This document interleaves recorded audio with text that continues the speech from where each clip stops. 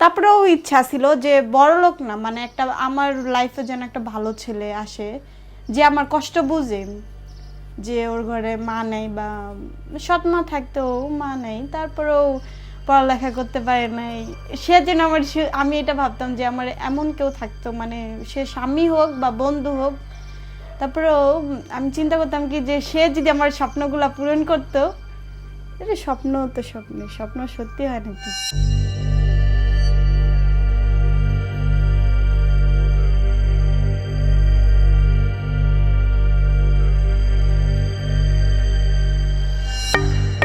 শন শন শন করে শব্দ করে এই নদী 3-4টা করে ঘর একবারে নয় গেছে নদীতে। একজনের ঘর উল্টে নিয়ে গেল গা, পানি বন্যায় নিয়ে গেল গা, ভেঙে নিয়ে গেল গা, তা আরেকজনে কই থাকবো। তার ক্ষেত্রে যেমন এই যে বিয়াটা দিল, মানে হুট করে আমাকে তো কিছু জিজ্ঞেস করে নাই। এখন বিয়ে করতে চাই না।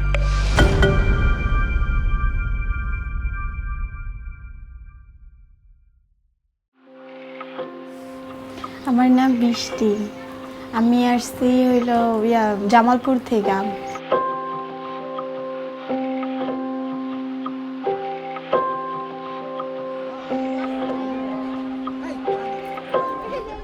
আমার আত্মীয় স্বজন আছে, মানে সৎমার যে নানা নানি আর চাচা চাচি আছে আপন।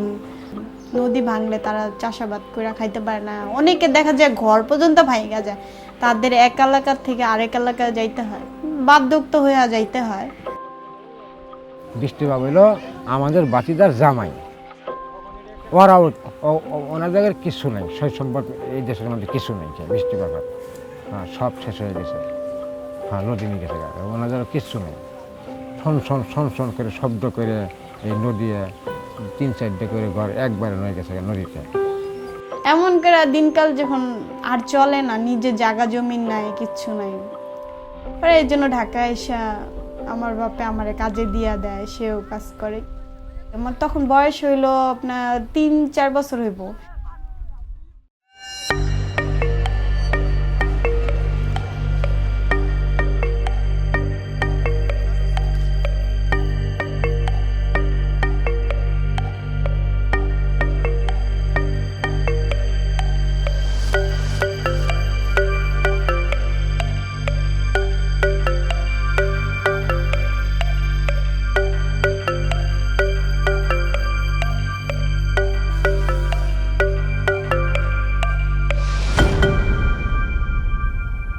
আমার নাম রাজিয়া আক্তার, আর আমার গ্রাম হচ্ছে ইসলামপুর, মানে জামালপুর ইসলামপুর, গ্রাম পলবান্ধা।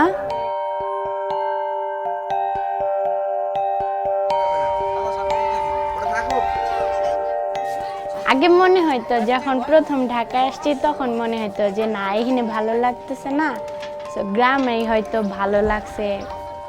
কিন্তু এখন 1 বছর যাবৎ আছি, বন্ধু বান্ধবের সঙ্গে আছি, বাপ মায়ের সঙ্গে আছি, এখন গ্রামের কথা মানে অতটা মনে পড়ে না, এমন আর কি। 3 বছর ধরে আসছি এখানে ঢাকা। যে জায়গায় আমরা থাকি ওই জায়গায় খালি বন্যার পানি, আর কিছু আসিল না। তার আগ পর্যন্ত মনে করেন মানুষের গরু চড়াইতাম, আর মনে করেন ডাইনে বায়ে কাজ কাম করতাম, এই কামলা দিতাম, এই সেই করতাম। চাষবাস হতো না, মানে পানি ছিল, পানির ভিতরে চাষবাস কেমন হয়। আমি ঢাকা আসছি, আসি যাই হোক কামার্জন করি, খাই। যদি গ্রামে থাকতাম আমি এখনও লেখাপড়া করতাম, এখন ক্লাস 8-এ, হ্যাঁ 8-এ উঠতাম।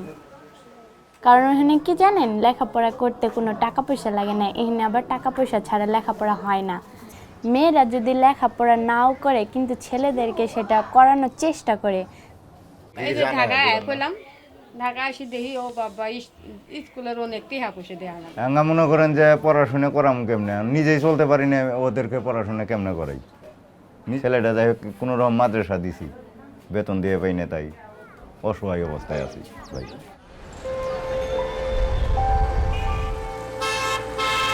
যেমন আমার স্বপ্ন ছিল আমি ছোট থাকতে পড়ালেখা কইরা, ছোট থাকতে ইচ্ছা ছিল যে আমি ডাক্তার হব পড়ালেখা কইরা, কিন্তু বাবা মার কারণে পড়তে পারি না। এক তো আমার মা মরে গেছে, তারপর আমার সৎ মা আসে ঘরে, তখন থেকে দেখা যায় আমাকে অশান্তি না পাল্লাটা, যে একজনের মেয়ের আরেকজনে পালতে পারে, অনেকে পারে অনেকে পারে না। তাই এর জন্য আমার বাবা আর কি আমার বাসার কাজে দিয়া দেয়। একটা বাসা ছিল অনেক ভালো, মানে আমার অনেক দিন রাখছে। আর আমার একটু হাতে শিখাইছে, ও যে নিজের নাম লেখা এগুলো শিখাইছে। তারপরে এই যে গার্মেন্টসে যে করতেছি, চেষ্টা করতেছি যে কবে অপারেটর হবো এমন করে আর কি অনেক কথাই বলে, যা সহ্য করেও চাকরি করতে হয়, কারণ ঠেকা বিষয়, কিছু করার নেই।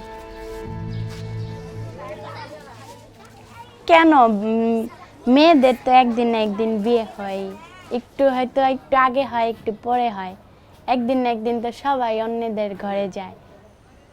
শহরে আসছি মনে করেন এনকা ঢাকার শহরে কি অবস্থা আপনি তো নিজেও জানেন। ফিয়েন মাইয়া থুয়ে যাই, কোন টাইমে কী হয় বলা যায় না। বিয়েটা দিলেই ভালোই হয়, খারাপ হয় না।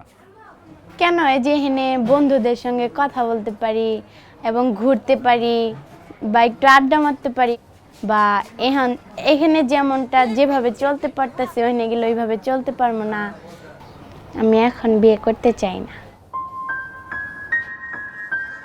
হ্যাঁ আছে, আমার অনেকগুলা বান্ধবী আছে, বিয়ে হয়েছে, আবার স্বামী ডিভোর্স দিয়ে গেছে। যেমন এই যে বৃষ্টি তো কয়েকদিন আগে আমার কত ক্লোজ ছিল, এখন ওর বিয়ের পর ওর সঙ্গে অতটা কথা বলি না।